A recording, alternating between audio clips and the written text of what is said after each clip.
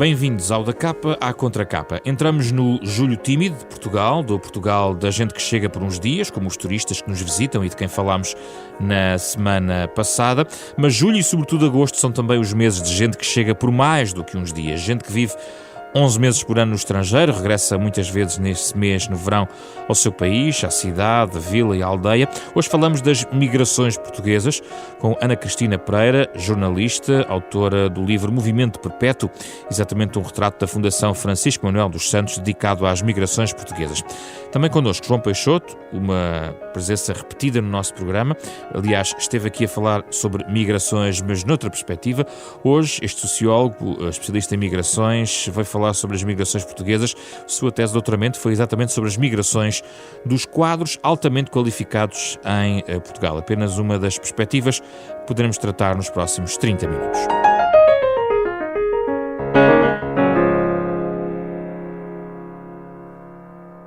Bem-vindos, João Peixoto e Ana Cristina Pereira. Ana Cristina Pereira está em ligação Skype a partir do estrangeiro.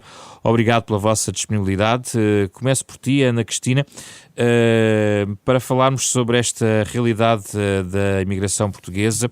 É muito interessante que tenhas escolhido para o arranque deste livro um excerto de um poema de Daniel Faria, publicado há 20 anos, em que os homens são como lugares mal situados, mas no fim desse poema, que não está totalmente transcrito no teu livro, Daniel Faria fala-nos dos homens que são como sítios desviados do lugar.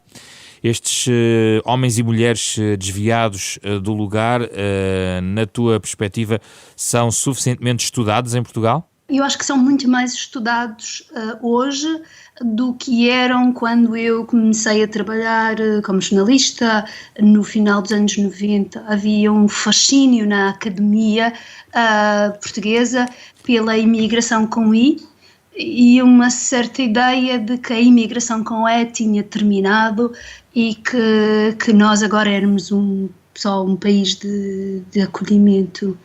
E nos últimos anos tenho assistido, mas o professor João Peixoto sabe muito mais disto do que eu, mas tenho assistido a um interesse crescente por estas realidades dos portugueses residentes no estrangeiro. João Peixoto, é a sua perspectiva também? Antes de mais, obrigado pelo convite para estar aqui. Cumprimentos também à Ana Cristina Pereira, que não está connosco aqui fisicamente, mas está connosco em conversa. Ela tem toda a razão no que diz. Há muitos anos que estudam as migrações em Portugal. Até aos anos 70, 80 do século XX, predominaram os estudos sobre as saídas e houve muitos e bons estudos, desde há muitas décadas, sobre os portugueses que saem, as razões que levavam os portugueses a sair, as diásporas lá fora, e há de facto uma altura, que é na altura em que Portugal entra na União Europeia, que nós tivemos uma certa imaginação que tínhamos tornado finalmente um país europeu a sério, um país desenvolvido, um país rico, e que teria os mesmos problemas dos países ricos e já não teria os problemas dos países pobres. Portanto, nesse sentido, a academia a universidade seguiu o mesmo caminho e há de facto um fascínio, a Ana Cristina tem toda a razão naquilo que diz, há um fascínio no final dos anos 90 por estudos sobre comunidades estrangeiras em Portugal e declarámos encerrada o tempo das saídas. Pronto, para a nossa surpresa, enfim, mais para a surpresa de alguns do que para outros, para a nossa surpresa o tempo não nos deu razão e fomos descobrindo que as saídas nunca tinham acabado e acabaram por voltar a atingir volumes que eram completamente inimagináveis. E hoje o que é que se estuda no essencial, o que mais recente tem-se sabido sobre a gente que sai daqui? Olha, hoje estamos de novo numa época de transição. Na universidade, nós agora falo um pouco contra a minha classe, mas nós devíamos ser um pouco mais independentes destes problemas que ocorrem na opinião pública, mas temos seguido um pouco estas vagas. Tivemos o fascínio pelas entradas, um pouco mais tarde e sobretudo na altura da crise tivemos um fascínio pelas saídas e de facto quase toda a gente começou a estudar as novas saídas. De facto, na altura da crise, a partir de 2011, os números de portugueses que saem são semelhantes ao número de portugueses que saíam nos anos 60 do século XX, que é a altura do grande êxodo migratório. Hoje estamos numa transição. Hoje há quem continua a estudar emigrar, as saídas que continuam, os portugueses não deixaram de sair, e todos nós sabemos de casos desses, uns mais qualificados, outros menos qualificados. Há muitos portugueses que mantêm as ligações, como sempre mantiveram, entre o país onde estão e Portugal. O regresso de férias em agosto sempre simbolizou que muitos portugueses saíam, mas nunca saíam completamente, e hoje tudo isto é muito mais fácil com os meios de comunicação e as viagens baratas. Portanto, a relação com Portugal é muito mais intensa, e está-se de novo outra vez a estudar alguns fenómenos de entradas, começam a ser visíveis, um novo aumento da entrada de população brasileira, por exemplo, os famosos investidores chineses também têm sido alvo de alguma atenção. Hoje estamos numa transição onde descobrimos que, no fundo, Portugal é um país muito complexo, que tem movimentos nos dois sentidos. Ana Cristina Pereira, do ponto de vista das diferentes gerações que emigraram, o teu livro traz-nos histórias das migrações portuguesas. Entre 1960 e 74, 1,5 milhão de portugueses, 1/6 da população residente saiu de Portugal, esvaziavam-se povoações no Minho, Trás-os-Montes, na Beira Alta, nas ilhas, mas hoje esta imigração é muito diferente, também por ser já deste século e ter bastantes meios de comunicação e de informação, mas sobretudo de comunicação entre famílias, inclusive, que vai certamente tornando diferentes os movimentos. Queres identificar as principais diferenças em relação à imigração de hoje e aquela de já há muito tempos atrás, mas que ainda tem uma marca cultural muito forte em Portugal? Sim, mas queria chamar a atenção para o facto de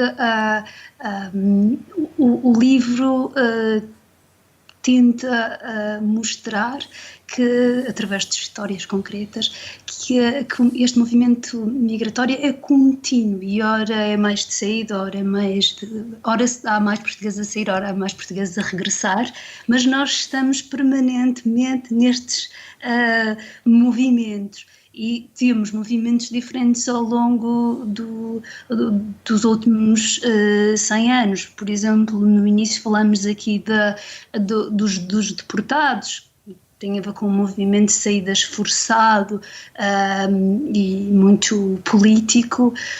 Depois temos a grande vaga dos anos, começa no final dos anos 50, mas é sobretudo dos anos 60 e 70, que está muito associada à pobreza extrema, à guerra colonial, à ditadura. E o movimento atual, que é muito mais diverso, quer em termos de origem geográfica das pessoas que imigram, porque nos anos 60 e 70 tínhamos eminentemente uma população mais rural a emigrar, e hoje, pelo que percebo, as pessoas imigram das cidades e dos campos, de todo o lado. E também muito mais diversa em termos de educação. Há mais uma vez uma certa ideia, uma espécie de mito de que, eu via muito isso nos anos da crise, de que só os portugueses qualificados estão a emigrar, o que é rigorosamente falso, porque os portugueses imigram, os portugueses das mais diversas com as mais diversas escolaridades estão a emigrar, ou têm estado a emigrar. E isso é o que é uma destruição mediática, digamos, do relato dessa nova imigração? Nossa. É culpa, entre aspas, não é? Tem a ver com os valores de notícia. Nós, jornalistas, entusiasmamos-nos com o que é novo. E então tendemos a dar muito mais destaque àquilo que é diferente. E quando começou ou quando nos apercebemos que as pessoas mais qualificadas estavam a emigrar, começamos nós, nos vários órgãos de comunicação social, a fazer reportagens e notícias sobre esse fluxo específico, criando na população uma certa ideia de que quem estava a emigrar era só a população qualificada. Claro que houve muitos outros trabalhos, eu lembro-me de ter feito imensos trabalhos de população muito menos qualificada, a emigrar, por exemplo, para a Inglaterra para trabalhar nas fábricas de produção alimentar, ou para trabalhar no Luxemburgo, na construção e noutras, e também em fábricas. E que diferença já há entre essas duas, digamos, vou chamar-lhe populações migratórias, entre qualificados e outros com qualificações mais baixas, do ponto de vista do seu desejo de regressar, do seu desejo de se estabelecer, do plano que eventualmente o leva, digamos, a curto prazo àquele lugar? Que diferenças existem, Ana Cristina?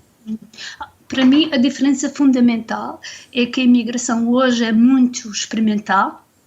As pessoas vão, se gostam, ficam, se não gostam, mudam de sítio, e mudar de sítio tanto pode ser regressar, como ir para outro país.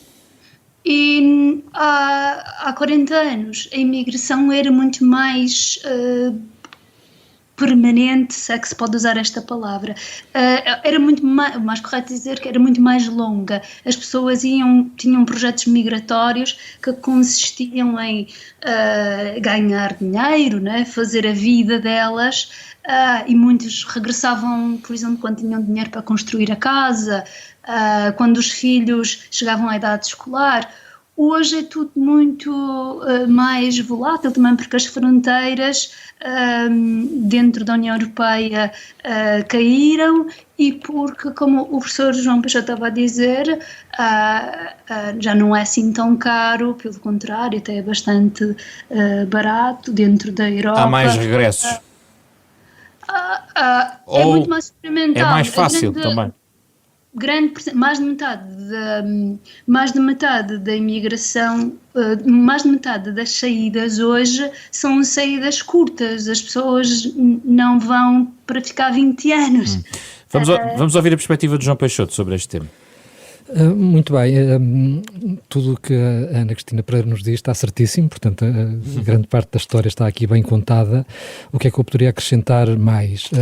Primeiro, será que os imigrantes de hoje são diferentes dos imigrantes do passado? Eu acho que a questão não é os imigrantes, é que Portugal hoje é completamente diferente de Portugal no passado. Aqueles de nós que são mais velhos e que se lembram de Portugal nos anos 60 é irreconhecível. Portugal nos anos 60 é uma sociedade que não tem nada a ver com a sociedade atual. É normal que quando se sai hoje de Portugal são pessoas diferentes, com escolaridade, mesmo que não seja grande, não tem nada a ver com os enfim, com as pessoas que não tinham instrução e que saíam nos anos 60.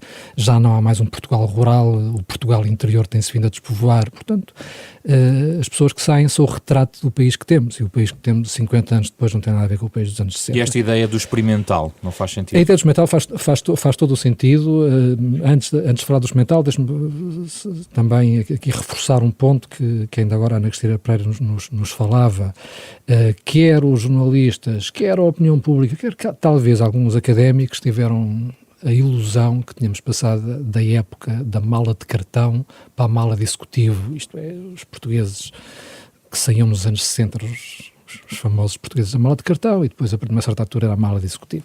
De facto, isso também não se comprovou ser verdade, e como foi referido bem por ela, muitas das saídas recentes têm sido pessoas que têm, enfim, muito mais instruídas do que o Portugal dos anos 60, o que não é de estranhar, não é? Porque toda a escolaridade aumentou, mas não estamos a falar de pessoas maioritariamente com licenciaturas. A questão do experimental, o que é que eu queria referir a esse ponto? Primeiro, nós temos que ter algum cuidado quando analisamos, enfim, estes fenómenos, porque quando nós olhamos para o passado, enfim, exceto os nossos colegas historiadores, temos sempre tendência a simplificar o passado e complexificar o presente. Achamos que só no presente é que isto é muito complicado ora, a realidade migratória no passado, de vários pontos de vista, não era tão diferente como é hoje. Apenas um exemplo, nos anos 60 do século XX, é inventada por uns sociólogos, um sociólogo francês na altura, a expressão do vai e vem, para caracterizar a imigração portuguesa. Isto é, já nos anos 60 se percebia que os portugueses iam e vinham, em função das oportunidades, do trabalho, das férias. Portanto, a ideia de que no passado a migração era um passo só e ficavam, e hoje estamos sempre em movimento, é uma ideia que sofre de algum efeito de destruição. No passado as coisas não eram tão fixas e hoje não são tão voláteis. Mas gostava de chamar a atenção, o último ponto, que tem a ver com o facto de o mundo hoje também não ser igual ao mundo do passado.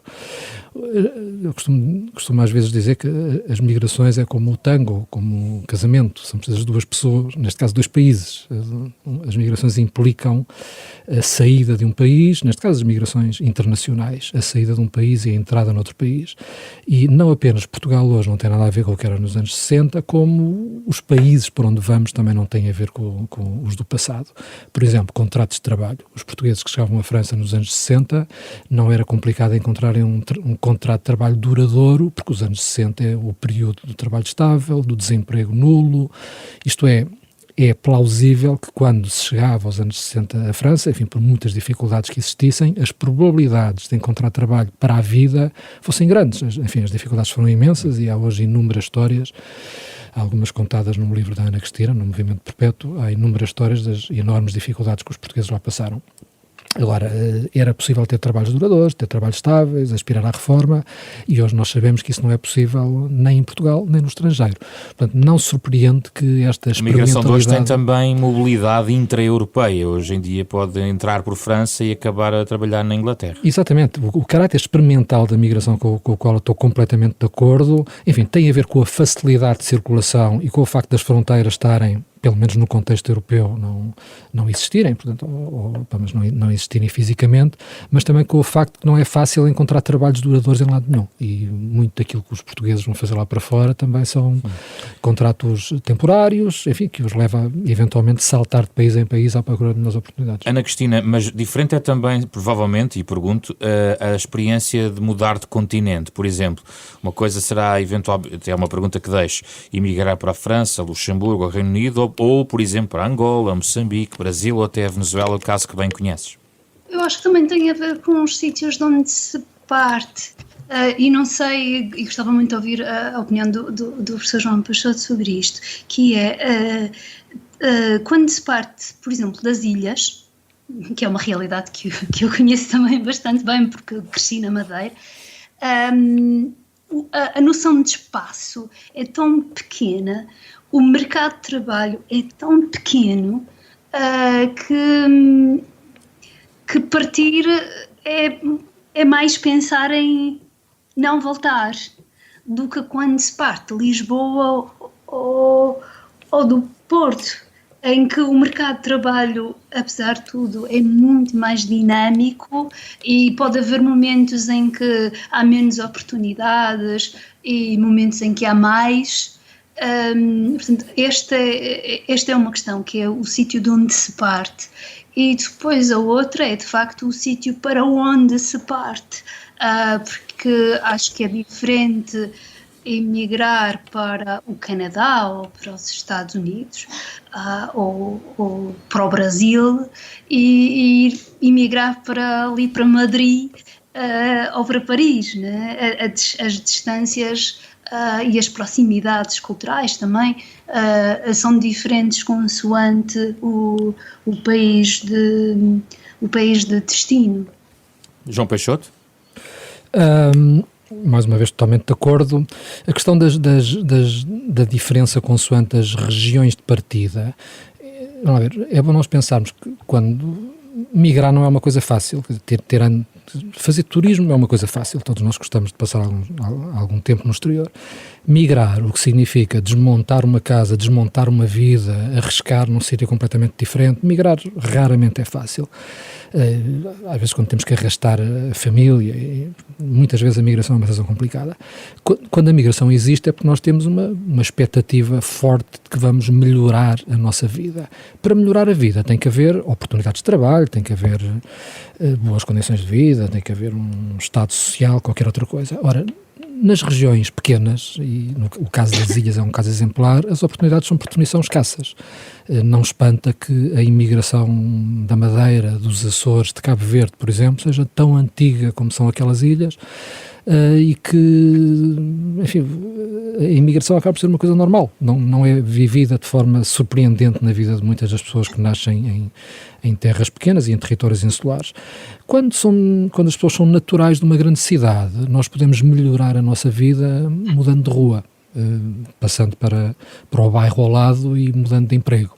Portanto, é possível, é plausível que quando estamos a olhar para as saídas de territórios pequenos, encontramos realidades diferentes. Mas há aqui também um lado que tem a ver com a experiência até familiar, numa família de tradição de imigração, por exemplo, aos Estados Unidos, em determinado contexto, até por exemplo socioeconómico, pode favorecer esse destino face a outro, na escolha familiar, não? Absolutamente. Aliás, uma das teorias que nós conhecemos melhor nos estudos sobre migrações são as teorias das redes migratórias. Nós arrastamos-nos uns com os outros porque conhecemos pessoas, já temos contactos. Agora, também não esqueçamos de uma coisa, assim como quase todos os açorianos e madeirenses conhecem alguém, têm alguém na família que esteja fora, há muitos portugueses do continente que estão nas mesmas circunstâncias. Quase todos nós conhecemos alguém ou temos algum parente mais ou menos próximo que já esteve fora ou está fora. Portanto, a cultura de imigração, chamemos-lhe assim, é uma coisa que está muito enraizada em Portugal, muito mais do que em Espanha, por exemplo. E para nós não é complicado para uma família portuguesa ver uma saída, acaba por ser mais ou menos plausível. Ana Cristina Pereira, como é que funciona o interior de uma família de imigrantes? Com isto que eu queria perguntar numa família fortemente marcada pela imigração para um determinado país, em gerações posteriores pode colocar-se a possibilidade de não imigrar, ou haver sempre essa tensão familiar? Isso existe nas famílias que têm digamos, uma história familiar de imigração? A minha família é uma família com uma grande história de imigração. Eu casei-me agora há muito pouco tempo e a festa de casamento foi uma coisa bastante curiosa, porque tinha gente a vir de várias partes do mundo, mostrando realmente esse fluxo, no caso da Madeira, que é muito forte para a Inglaterra e para a Venezuela. E no meu caso concreto, o meu marido é norte-americano, o que ainda traz o outro lado. Mais um continente. É mais uma peça para este jogo. Eu acho que há uma certa naturalização nestas famílias, como o professor João Peixoto estava a falar. Quando eu crescia, eu queria estudar, queria ir para a universidade, mas muitas das minhas primas nem sequer colocavam essa possibilidade. A possibilidade natural para elas era de ir para a Inglaterra. Na minha geração já não era a Venezuela, era a Inglaterra. Na Madeira nunca houve um grande fluxo para a França. Os sítios têm, por exemplo, os Açores têm uma ligação muito mais forte aos Estados Unidos e ao Canadá. A Madeira tem uma ligação mais forte à África do Sul, à Venezuela e à Inglaterra. O continente português tinha uma ligação muito forte inicialmente à França, à Alemanha, ao Luxemburgo, depois à Suíça e mais tarde ao Reino Unido. Agora o mapa da imigração é extremamente diverso. É muito mais diverso, sempre foi diverso, mas é muito mais diverso hoje do que era. Mas também é engraçado ver essas pontes que têm a ver com as ligações que o professor João Peixoto falava, que são as redes de vizinhança e as redes de familiares, as redes de amizade, que vão fazendo com que uns chamem os outros, e com que isto de emigrar, sendo doloroso, porque não deixa de ser, e acho que isso também é um mito que é importante nós, no fundo, desmontarmos aqui neste programa, que houve uma certa ideia de, ultimamente, de ligar muito a imigração ao espírito de aventura, e como se fosse indolor, como se fosse tudo maravilhoso. E há um lado de descoberta, mas também há um lado de nostalgia e de saudade e de adaptação que é muito vincado nas histórias da imigração. E eu escrevo sobre imigração há quase 20 anos, E vejo isso de uma forma muito clara, que há sempre um ajuste muito grande que é preciso fazer e que, no caso da imigração dos anos 60 e 70, era particularmente problemático, porque estamos a falar de pessoas com nível de escolaridade baixíssimo, muitas vezes pessoas analfabetas, que não falavam a língua do país de destino, portanto chegavam à França ou à Alemanha ou ao Luxemburgo e não sabiam uma palavra das línguas faladas nesses países. Hoje, com o nível de educação, que apesar de tudo cresceu muito nos últimos anos, o mais frequente é as pessoas falarem línguas estrangeiras e, portanto, esse impacto não ser tão dramático, até porque também a rede telefónica é muito mais comum. É muito mais fácil, não é? E, pelo menos esse contacto. Sim, é mais fácil manter o contacto, mas também não se tornou indolor, era isso que eu queria tornar claro. Evidente.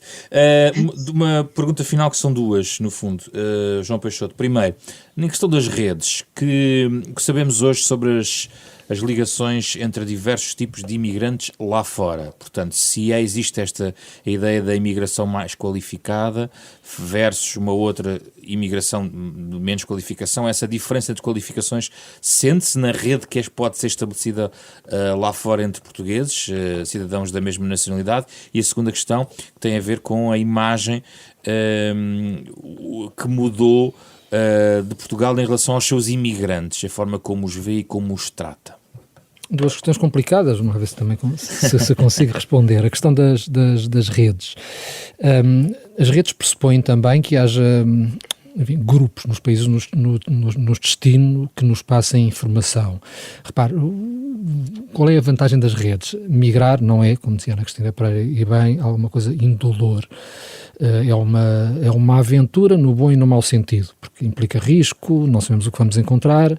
É normal que antes de migrar as pessoas procurem boa informação sobre aquilo que as espera, porque nem os aventureiros são tão aventureiros, quanto mais as pessoas normais. A rede em que consiste são pessoas que nós conhecemos, da nossa família, em quem temos confiança, que nos dá informação segura sobre aquilo que se passa. Ora, quando as comunidades portuguesas no mundo eram aquelas que resultaram das vagas dos anos 60, princípio dos anos 70, elas ainda puderam chamar algumas pessoas. Agora, quando começam a haver novos fluxos de pessoas qualificadas, pessoas que ainda não tinham familiares no estrangeiro, é normal que tenham acionado outros mecanismos diferentes dos mecanismos do passado. Isto é, dito de outras maneiras, eu acredito que muitos dos portugueses que têm ido para a França e para o Luxemburgo continuam a utilizar as redes. Agora, muitos dos portugueses que começaram recentemente a ir, por exemplo, para o Reino Unido, coisa que já deixou de acontecer, porque o Reino Unido também está volátil, está a mudar. Como nós, os portugueses já tiveram que utilizar outros mecanismos. Há, aliás, alguns estudos curiosos sobre a diferença entre os mecanismos que nos levam para certos sítios. Uma coisa é ir através da família, que nos passa a informação, que nos dá informações sobre o emprego. Outra coisa é responder a anúncios ou responder aos apelos de agências de recrutamento.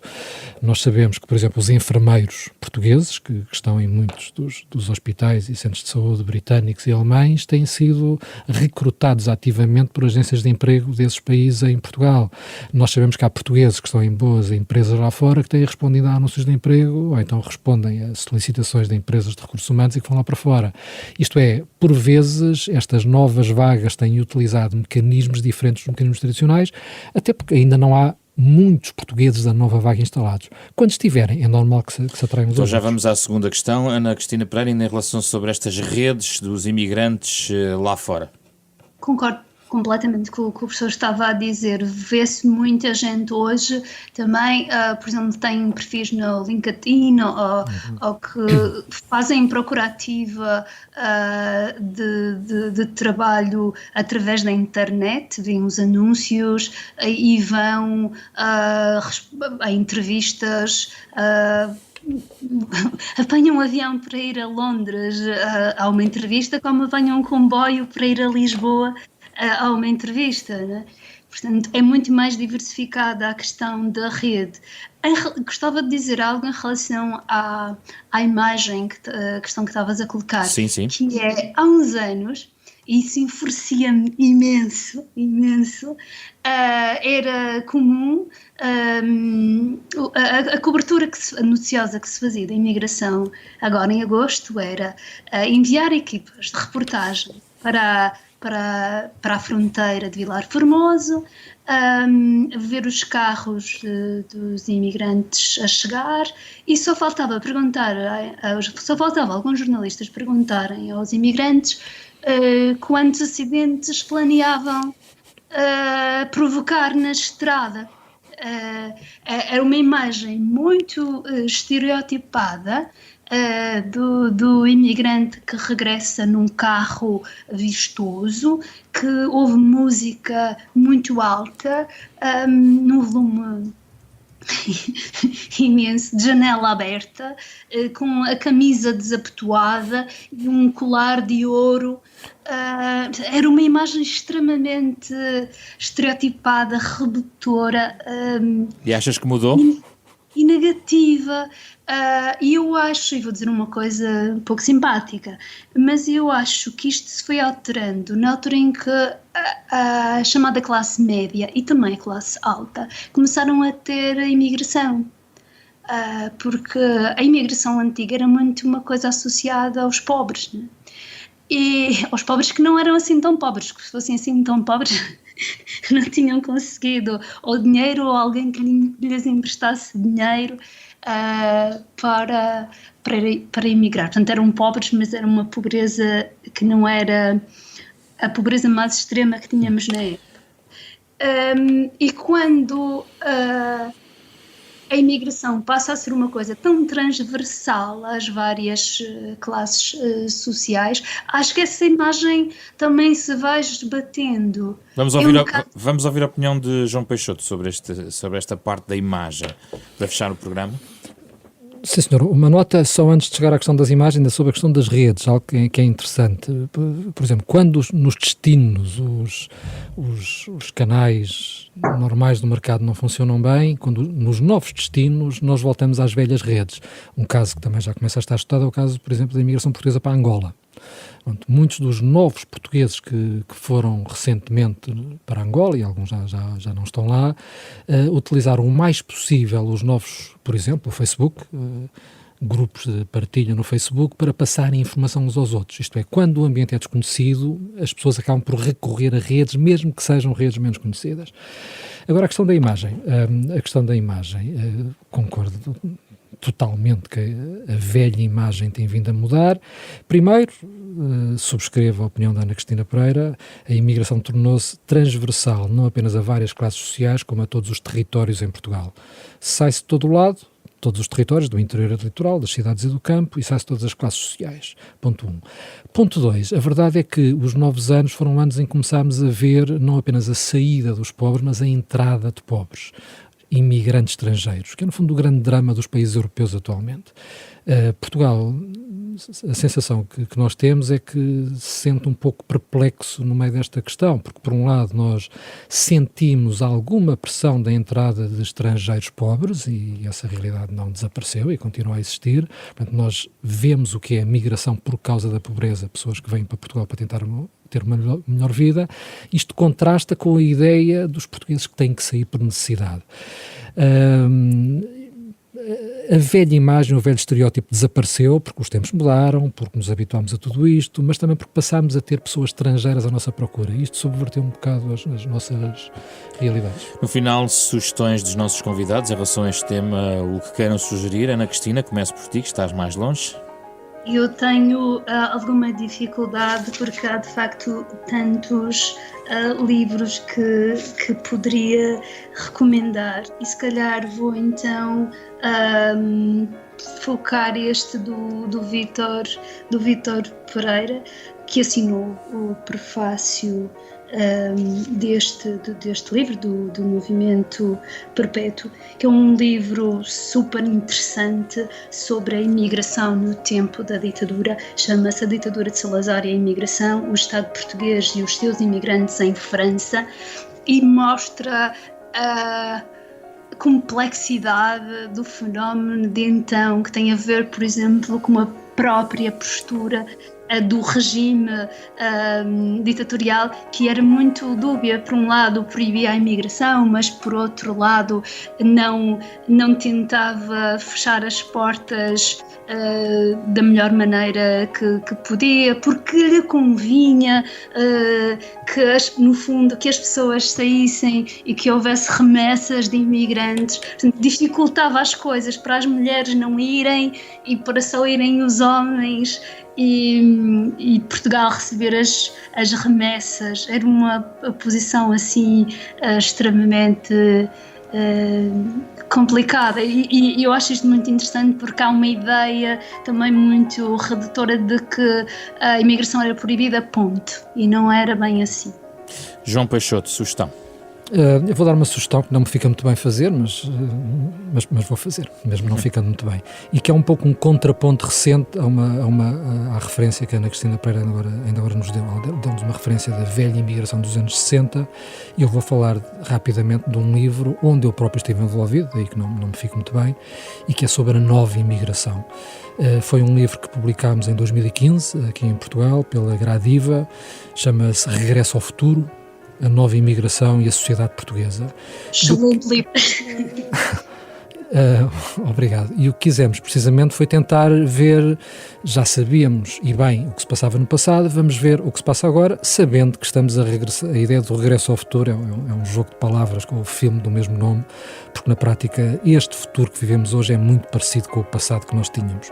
Nós estudámos em profundidade 6 países, 3 países europeus e 3 países extra-europeus, o Reino Unido, a França, o Luxemburgo, Angola, Moçambique e Brasil. 6 países de destino. Nestes 6 países de destino encontramos muitas novidades, e várias delas falámos hoje nesta conversa, mas também muitas semelhanças em relação ao passado. Portugal ainda é um país incompleto, Portugal ainda é um país que não nos deixa ser felizes cá dentro, e muitos de nós temos que ir à procura da felicidade lá fora. João Peixoto, Ana Cristina Pereira, muito obrigado pela vossa participação neste Da Capa à Contra Capa, um programa da Renascença em parceria com a Fundação Francisco Manuel dos Santos. Pode ouvir às 9h30 da manhã todos os sábados, em podcast, nas plataformas digitais habituais ou também em rr.sap.pt, acompanhados pela música de Mário Lajinha, autor deste genérico. Na próxima semana ainda vamos certamente tratar um pouco das migrações, porque vamos falar dos Açores. Eu sou José Pedro Frazão, produção de Ana Marta Domingos e Marina Duarte, com o apoio de Carlos Schmidt e André Peralta. Regressamos no próximo sábado.